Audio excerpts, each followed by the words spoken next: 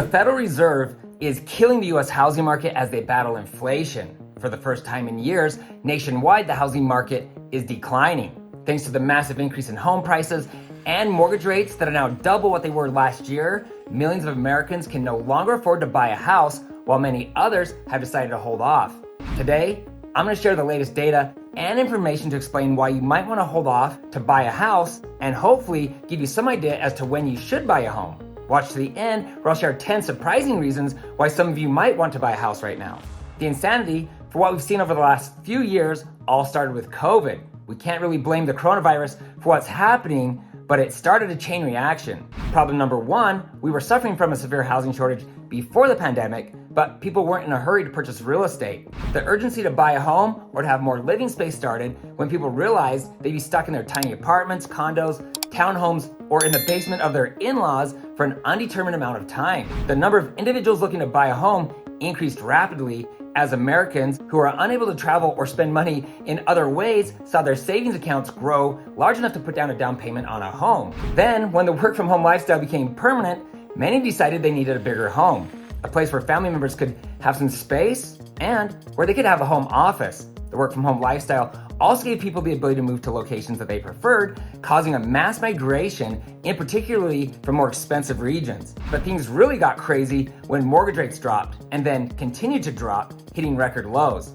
at which point investors, including large corporations, poured into the market. And you all know how the story goes. Home values reached record highs as buyers fought over the limited supply of homes that were available for sale. Our friend Jerome Powell and the Federal Reserve shoulder much of the responsibility for the insanity of the housing market. Why? Because even though the Fed does not set mortgage rates, their actions during the pandemic added fuel to the fire. Or maybe I should say that their overreaction or fear added too much fuel to the fire. They purchased billions of dollars in treasuries and mortgage-backed securities to help the flow of credit, pushing mortgage rates to record lows. The Fed continued to buy, holding rates at record lows, even as it became obvious that the housing market was reaching a point of unaffordability for most Americans. They were too slow to pull back, and now they're forced to pretty much slam on the brakes. I know Mr. Powell is extremely intelligent, so it's shocking that he reacted so slowly. It makes me wonder if there's some ulterior motive. I'm not into conspiracy theories, but I would love to hear your thoughts in the comment section below. A recent article by Fortune reported that the Fed's housing market reset isn't letting up anytime soon. After increasing the federal funds rate 3/4 of a point for the fourth consecutive time, Jerome Powell said, "We have a ways to go. We have ground to cover with interest rates before we get to that level of interest rates that is sufficiently restrictive. We will stay the course until the job is done." In other words, there's a very good chance that interest rates will continue to increase or at least stay in the 7% range, and home prices will continue to slide. The question is, for how long? I think it's safe to say that we will see a declining market through the beginning of 2023 and potentially into 2024. The time frame and severity of the correction will vary significantly from location to location. The Case-Shiller National Home Price Index shows that the U.S. home prices fell 1.3% between June and August. That makes it the first national decline in home prices since 2012. Rick Palacios Jr., head of research at John Burns Real Estate Consulting, said, "The longer rates stay elevated, housing is going to continue to fill it and have this reset mode." And there are a lot of markets across the country where we're forecasting the home prices are going to fall double digits. Of the 20 U.S. housing markets Case-Shiller tracks, home price declines range from just 0.01% to 8.24%. The darker dots on this map indicate which locations have been hit the hardest.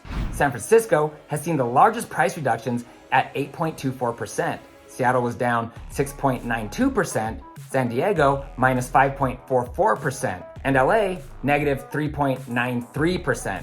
On the other end of the spectrum, Cleveland was flat, only down 0.01%, New York down 0.44%, and Boston 1.13%. We find ourselves in a unique situation where as a nation, we're suffering from a housing shortage with millions of people who want to buy a house and home values are falling. After the Great Recession in 2007, strict lending standards were put into place to prevent these major market swings. But the combination of overpriced real estate and increasing mortgage rates have made homes unaffordable. And thanks to the Great Recession, people are much more aware of how volatile the market can be. For an in-depth look at how the Great Recession and today's housing market compare to one another, you'll want to watch my recently released video on that subject. With mortgage rates floating around 7%, the Fed's plan to temper the US housing market is clearly working.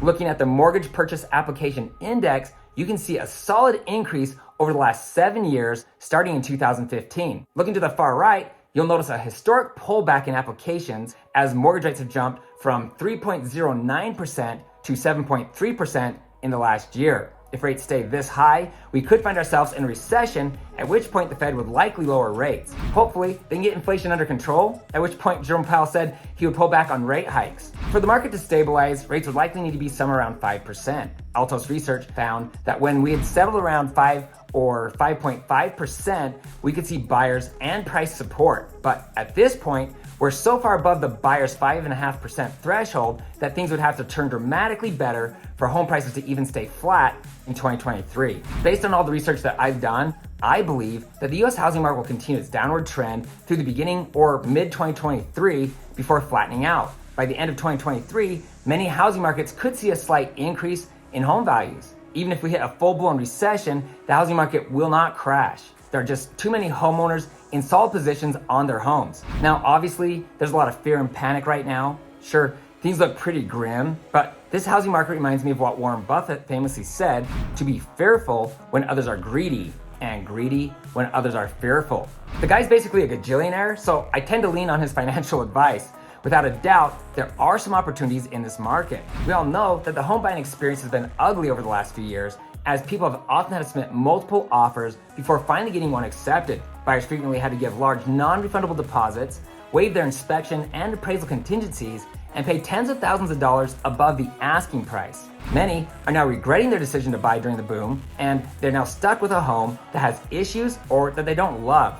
For those of you who want or need to buy a home right now or in the near future, there are loads of advantages. Here's my top 10. Number 1, there's an increase in homes listed for sale. Because there's fewer buyers, it'll be easier to find a home that you love. Number 2, homes are sitting on the market for weeks and sometimes months, so you shouldn't feel rushed to submit an offer. That is unless you find the perfect home. Because homes are sitting on the market longer, number 3, sellers are feeling more desperate. That means you, number 4, most likely won't find yourself in a multiple offer situation. Number 5, you can ask for a discount on the home. Number 6, you can ask the seller to pay your closing costs, a rate buy down, and etc. Number 7, you're more likely to get a move-in date that you prefer. Number 8, you can require that your purchase of the property is contingent upon an appraisal. Number 9, after the home inspection, you can renegotiate the price or the terms or even cancel the contract. Number 10, the seller will be more likely to accept your offer with a contingency to sell your home. And bonus, number 11, you can get creative. This is my number 1 reason for purchasing properties right now. In this crazy market, those struggling to sell their homes are much more willing to get creative, offering pricing or terms that demolish the traditional route. When you're willing to look outside of the box, there really are some incredible opportunities, and things should only get better in the coming months. If you want to learn more about what we're doing here in Utah to help our clients sell their homes for top dollar, you'll want to watch the number 1 secret to selling your house. If you'd like to take an in-depth look and see predictions from many of the top economists, you'll want to watch my 2023 market prediction video. Look for links to all my videos in the comment section below. If you're looking to buy, sell, build a home, or invest in Utah real estate, I get contacted all the time. Please feel free to call or text me with your questions. I would love to meet you, and I'm honored to serve you. For everyone else, please feel free to share your thoughts in the comment section below. I always do my best to respond to each one of you. If you have a friend or a family member who's looking to buy or sell a home, you can easily text this video to them. And please, don't forget to hit the subscribe button below and ring the bell to be notified each time I post new videos. Also, you can find me on Instagram at Ty the Real Estate Guy. If you found this information helpful, please give me a thumbs up. Thanks for watching, and don't forget to ring that little bell below. It'll make you feel good.